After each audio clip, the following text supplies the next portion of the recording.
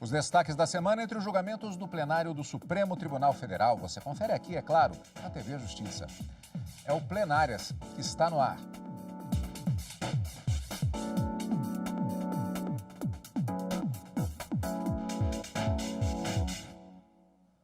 Hoje com os principais momentos das sessões dos dias 27 e 28 de abril de 2022. Karina, continuamos ainda, depois de uma interrupção que tivemos prevista, que havia sido anunciada com relação àquele julgamento da ação penal que foi decidida no plenário do Supremo Tribunal Federal na semana anterior, embora os processos da pauta verde não tenham saído da mira dos ministros do Supremo Tribunal Federal. Não foram julgados no dia pela questão do tempo, mas nesta semana, essencialmente, mais processos com resultados, já finalizando-se para, na próxima semana, possivelmente, o encerramento, o término, talvez, dos 7 julgamentos previstos na chamada pauta ecológica. Aliás, eu só vou fazer uma revisão. Não propriamente o encerramento, porque 2 processos, os primeiros que foram iniciados, eles ainda voltarão posteriormente por causa de pedido de vista. Mas, nesta fase, a previsão de que estamos nos encaminhando para encerramento, com 2 processos julgados esta semana. Exatamente, Cadu. Vamos tratar dessa matéria da seguinte forma. 3 temas, grandes temas, envolvendo essa pauta verde, já vieram ao plenário do Supremo Tribunal Federal. As 2 ações que foram chamadas em conjunto logo no finalzinho do mês de março, tratando sobre o desmatamento da floresta amazônica e uma argumentação de que estaria havendo uma omissão do governo federal em preservar, não é, evitar que houvesse esse desmatamento. O julgamento foi iniciado, a ministra Carmen Lúcia proferiu seu voto, mas foi suspenso em razão de um pedido de vista do ministro André Mendonça. 2 ações, um grande tema. O segundo grande tema foi chamado logo no início do mês de abril. A ministra Carmen Lúcia proferiu o seu voto e depois da Semana Santa, porque no dia 20, que antecipou o feriado do 21 de abril, né, que nós tivemos um feriado, não teve julgamento no plenário, os ministros se dedicaram ao julgamento de uma ação penal e nesta semana houve a retomada daquele segundo tema que tratava justamente da argumentação de inconstitucionalidade de pelo menos 3 decretos presidenciais que alteravam a composição de alguns órgãos envolvendo também deliberativos do meio ambiente. Então, há um argumento de que estaria havendo uma violação daquele princípio da vedação do retrocesso em matéria ambiental, o que, por maioria de votos, na quinta-feira, encerrando com o voto do ministro Luiz Fux, presidente do Supremo Tribunal Federal, os ministros entenderam pela declaração de inconstitucionalidade dos 3 decretos. Havia uma argumentação inicial de apenas um decreto de 2020, mas depois houve uma complementação do pedido, que é o chamado aditamento da inicial, que acabou sendo aceito pela relatora e pela maioria dos ministros que se formou no plenário, para também declarar a inconstitucionalidade dessa composição em outros que foi objeto de outros 2 decretos presidenciais. Houve uma divisão no plenário da Suprema Corte, mas a maioria para se declarar a inconstitucionalidade de 6 votos, que é a maioria absoluta, acabou sendo alcançada. Julgamento concluído, segundo grande tema. E o terceiro tema foi iniciado também e finalizado na sessão de quinta-feira, num julgamento que foi um pouco mais célere e votação unânime. Os ministros entenderam que as concessões de licenças para as empresas que apresentam um risco de gravidade médio em matéria ambiental, elas precisam sim de um licenciamento que não seja automático como da forma prevista na legislação questionada. A ideia é de que uma medida provisória, o que foi trazido é que uma medida provisória do ano passado, de 2021, teria alterado a legislação que desburocratizou a criação de empresas, mas que acabava concedendo de forma automática alvarás, funcionamentos e licenciamentos de empresas, não só de baixo risco da atividade, mas também daquelas empresas que tinham um grau médio de risco nas suas atividades. E os ministros, por unanimidade, entenderam que quando a matéria for ambiental, essa concessão de licenciamento automática é inconstitucional e que deve ser para as licenças ambientais devem ser observados os procedimentos previstos na legislação específica.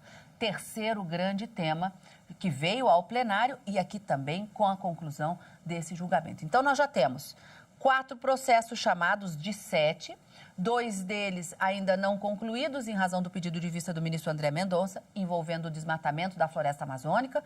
O segundo grande tema concluído na quinta-feira com o voto do ministro Luiz Fux, por maioria, declarando a inconstitucionalidade dos decretos presidenciais. E o terceiro grande tema, num quarto processo que foi chamado, esse envolvendo a legislação da desburocratização e a necessidade, sim, de manifestação pessoal, né, de aprovação humana para a autorização e o licenciamento de empresas de risco médio em matéria ambiental. Como você disse, nós ainda temos outros 3 grandes temas para serem julgados e vamos aguardar para as próximas semanas como será a deliberação da pauta dirigida no plenário do Supremo, já que o ministro Luiz Fux disse que esse tema ambiental era prioridade no Supremo, Cadu. E isso é só o início em relação a isso que já foi exposto hoje pela Karina, com relação aos processos desta semana. Daqui a pouquinho a gente volta ao tema.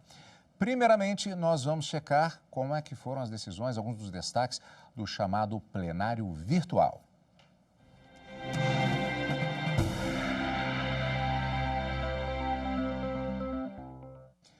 O Supremo Tribunal Federal invalidou a norma que estabeleceu foro por prerrogativa de função para a chefe da Polícia Civil de Minas Gerais.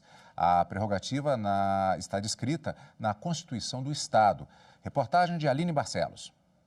O foro por prerrogativa de função garante que determinadas autoridades sejam julgadas em tribunais específicos. A Constituição Federal estabelece o rol de quem terá a garantia, como, por exemplo, o presidente da República e ministros de Estado.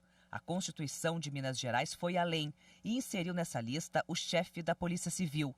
A Procuradoria-Geral da República entrou com uma ação direta de inconstitucionalidade no STF e os ministros, durante julgamento virtual, declararam que o chefe da Polícia Civil de Minas Gerais não tem direito à prerrogativa. O relator do caso foi o ministro Ricardo Lewandowski. Ele apontou que o Supremo tem entendimento de que é inconstitucional qualquer interpretação que resulte na concessão pelos estados de prerrogativa de foro a agente público não contemplado pela legislação federal. Também ressaltou que cabe aos estados a organização do judiciário local e a definição das competências dos seus tribunais, mas eles devem estar atentos à Constituição Federal e respeitar o princípio da simetria. Também em plenário virtual, o Supremo Tribunal considerou inconstitucional uma lei de Rondônia que criou cargos técnicos e administrativos em comissão. Reportagem de Carolina Chaves. Por unanimidade, o plenário virtual do STF considerou inconstitucional a Lei Complementar de Rondônia de 2020, que criou cargos em comissão de caráter técnico e administrativo na Assembleia Legislativa de Rondônia. Os ministros atenderam ao pedido da Procuradoria-Geral da República e aplicaram jurisprudência da Corte de que a Constituição proíbe as admissões na administração pública sem concurso. A Lei de 2020 de Rondônia estabeleceu uma nova estrutura organizacional da Assembleia Legislativa do Estado e criou cargos em comissão, entre eles de assistente técnico e assistente parlamentar, que são de livre nomeação e exoneração. Os ministros entenderam que a criação de cargo em comissão somente se justifica para funções de direção, chefia e assessoramento, e não para desempenhar atividades burocráticas, técnicas ou operacionais. Caso contrário, pode ser considerada tentativa de burlar o princípio constitucional do concurso público. Karina, e ainda no plenário virtual, por unanimidade, o Supremo Tribunal Federal declarou a inconstitucionalidade de dispositivos da Lei Orgânica da Procuradoria do Estado do Rio de Janeiro, que equipararam os vencimentos de procuradores da ativa, aposentados e pensionistas e instituíram o benefício da permanência. A decisão foi em plenário virtual. Segundo o relator ministro Dias Toffoli, o regime próprio dos servidores públicos deixou de ser caracterizado pela paridade e pela integralidade de vencimentos. Para o ministro, quanto ao denominado benefício de permanência, ele deveria ser equivalente ao abono de permanência, ou seja, instituído como incentivo à manutenção em atividade de quem completou os requisitos para se aposentar, mas optou por continuar trabalhando. A decisão teve os efeitos modulados. O Pleno decidiu que os valores recebidos com base nas normas declaradas inconstitucionais passem a ser pagos como vantagem nominalmente identificada, até que sejam absorvidos por aumentos futuros.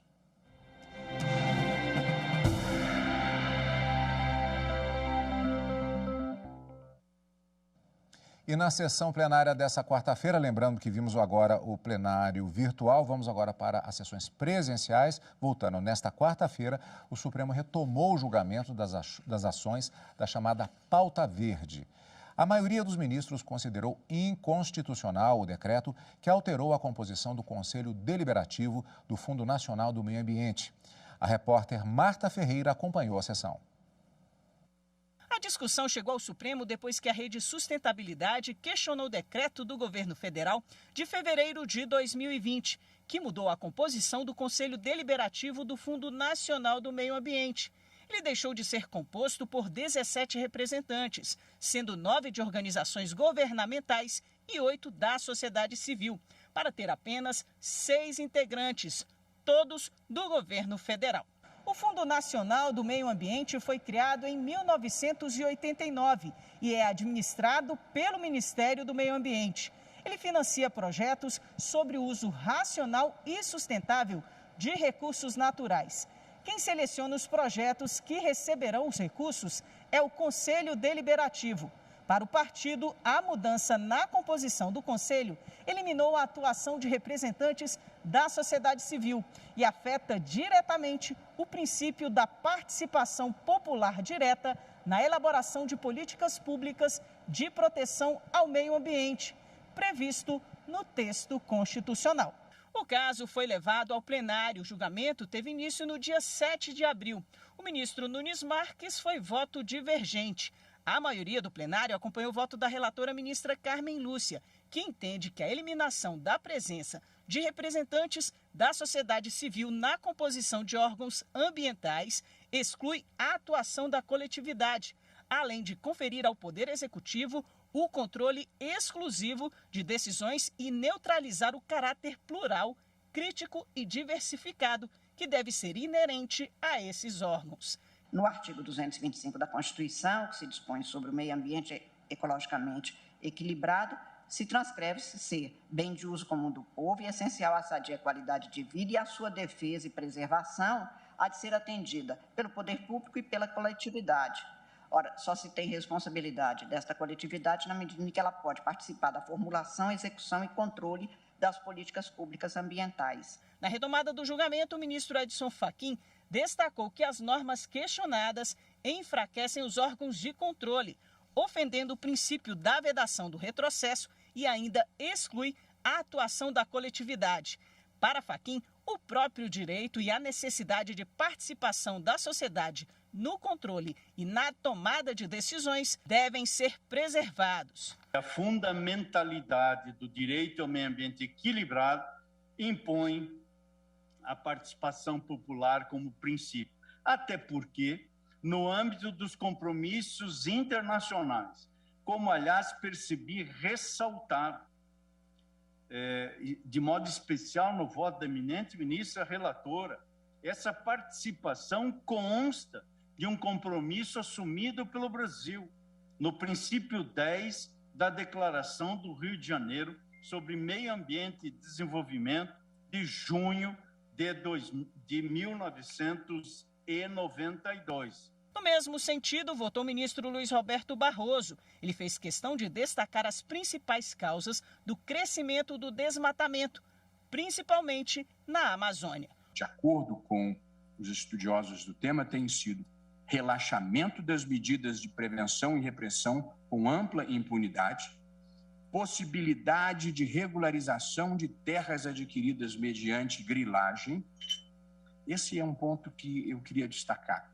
De tempos em tempos vem uma lei que permite a regularização das terras griladas. Isso funciona como um incentivo à continuidade dessa prática. E, em terceiro lugar, a falta de alternativas econômicas para os habitantes da região.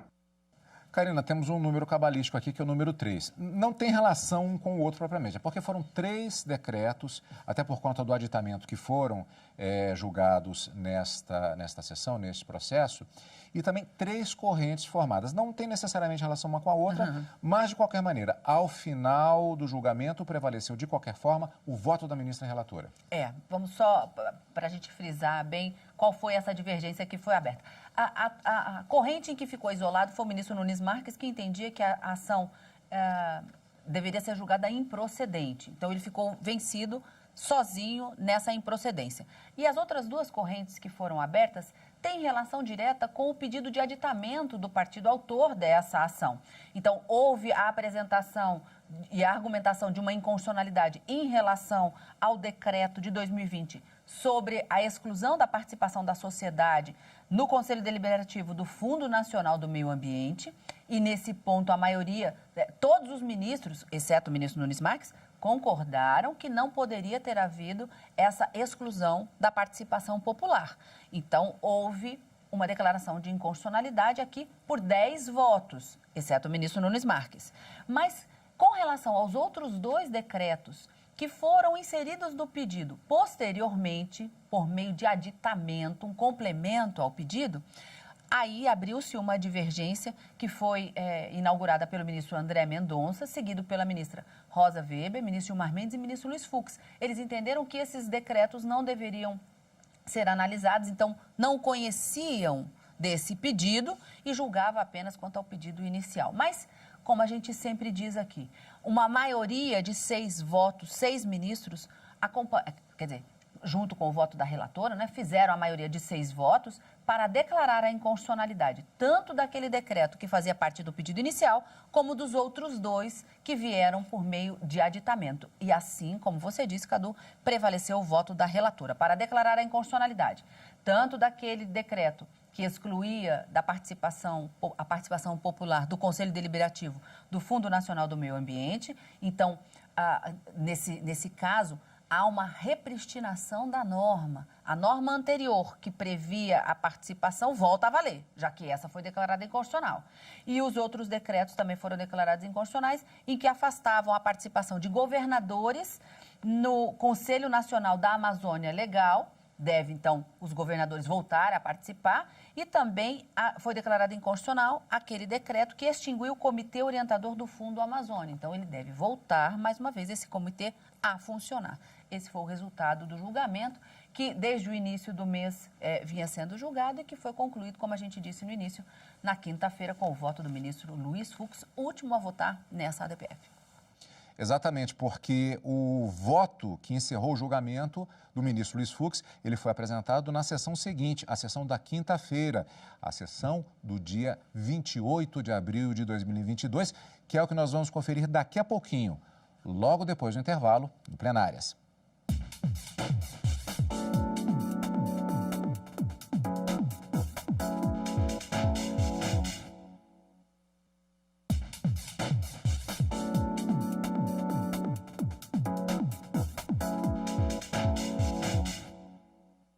Estamos de volta com os destaques da semana no plenário do Supremo Tribunal Federal. Só para reforçar, nós vimos no primeiro bloco do nosso programa de hoje que na sessão da quarta-feira foi formada a maioria em relação à questão dos decretos que alteraram a composição de órgãos do governo, particularmente o Conselho Deliberativo do Fundo Nacional do Meio Ambiente. Foi declarada a inconstitucionalidade. Outros órgãos foram acrescentados em relação a esse pedido inicial, como vimos na reportagem da Marta Ferreira, gerando justamente esta decisão mais ampla em relação ao que estava previsto inicialmente apenas com o Conselho Deliberativo do Fundo Nacional do Meio Ambiente. O julgamento, na verdade, terminou mesmo na sessão da quinta-feira, quando foi apresentado o voto do ministro-presidente do STF, ministro Luiz Fux, encerrando o julgamento. Na sessão da quinta-feira, o plenário também julgou a ação que questiona a concessão automática de licença para empresas de risco ambiental médio. Por unanimidade, o plenário determinou que licenças ambientais se submetam a procedimentos e previsões da legislação específica do ponto de vista ambiental. Marta Ferreira. A ação foi proposta pelo Partido Socialista Brasileiro, PSB, questionando alterações por medida provisória da lei que dispõe sobre a Rede Nacional para a Simplificação do Registro e da Legalização de Empresas e Negócios, a Rede SIM. Segundo o partido, com a modificação, o governo federal permitiu a concessão automática de alvará de funcionamento e licenças para empresas que exerçam atividades classificadas como de risco médio. O PSB alega ofensa ao princípio da defesa do meio ambiente dos direitos fundamentais ao meio ambiente equilibrado e à saúde, além da violação aos princípios da eficiência e da motivação dos atos da administração pública.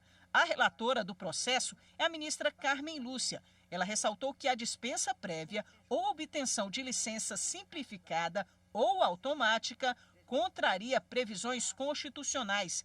Carmen Lúcia, então, julgou parcialmente procedente o pedido para dar interpretação conforme os dois dispositivos, excluindo a concessão automática das licenças ambientais para que elas se submetam aos procedimentos e previsões da legislação específica ambiental. Eu estou citando a nossa jurisprudência nesta matéria, afirmando que a dispensa de licenciamento ambiental só é possível em cada caso examinado por decisão tecnicamente fundamentada do órgão ambiental, que comprove que a atividade específica não é potencial nem efetivamente poluidora, nem agressiva ao meio ambiente, e a dispensa prévia, obtenção de licença simplificada ou automática, nos termos do ato normativo, abrangendo situações gerais, por isso mesmo, apenas em matéria ambiental, que é o objeto desse exame, contraria aquelas previsões constitucionais, não podendo ser admitida por não ser aceitável que esse procedimento se transforme num salvo-conduto. O plenário, por unanimidade, acompanhou o voto da relatora. Outro destaque da sessão plenária presencial da quinta-feira. Índios e Yanomami acusam garimpeiros de terem estuprado até a morte uma menina de 12 anos e jogado uma criança em um rio. O crime teria acontecido na última segunda-feira durante um ataque à comunidade Aracaçá, na terra Yanomami, em Roraima. Na sessão da quinta-feira do Supremo Tribunal Federal, a ministra Carmen Lúcia chamou a atenção para a crueldade deste caso. Renato Rosa. A menina Yanomami tinha 12 anos. Segundo indígenas, ela foi estuprada e morta por garimpeiros na comunidade do Aracaçá, em Roraima. O caso foi divulgado na última segunda-feira pelo presidente do Conselho Distrital de Saúde Indígena Yanomami. Em um vídeo, ele relatou que, além da morte da menina, uma outra criança Yanomami de 3 anos desapareceu após cair num rio. Amanhã também irei à comunidade buscar o corpo de uma mulher, um adolescente, que os garimpeiros ocasionaram o óbito por violência. Nesta quinta-feira, no começo da sessão plenária do Supremo, a ministra Carmen Lúcia falou sobre a crueldade do caso. Ocorre que a violência e a barbárie praticada contra os indígenas estão ocorrendo há 500 anos. Não diferente a violência que vem ocorrendo, especialmente contra as mulheres no Brasil, de uma forma cada vez crescente. Parece que a civilização tem um significado apenas para um grupo de homens. Também alertou sobre a necessidade de ações urgentes contra a impunidade. A notícia que tem, a Procuradora-Geral da República talvez aqui possa depois nos dizer, já teria adotado providências em relação ao que se passou para esclarecimento dos fatos noticiados nesta comunidade de Aracaçá.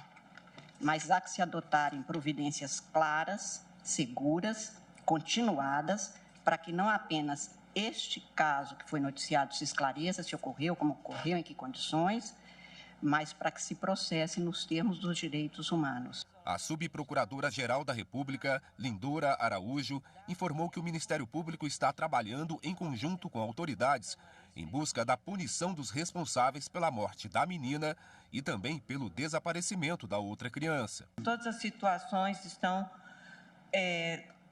sendo tomadas, todas as consequências já estão apuradas e cada vez mais frequente esse garimpo ilegal em terras indígenas em Roraima, como forma de evitar novas tragédias, como vem ocorrendo. O Ministério Público já acionou a Justiça, reúne rotineiramente todas as instituições envolvidas com proteção do território indígena para que se concretizem as medidas no combate sistêmico ao garimpo. O presidente do STF, ministro Luiz Fux, comentou sobre a gravidade do caso.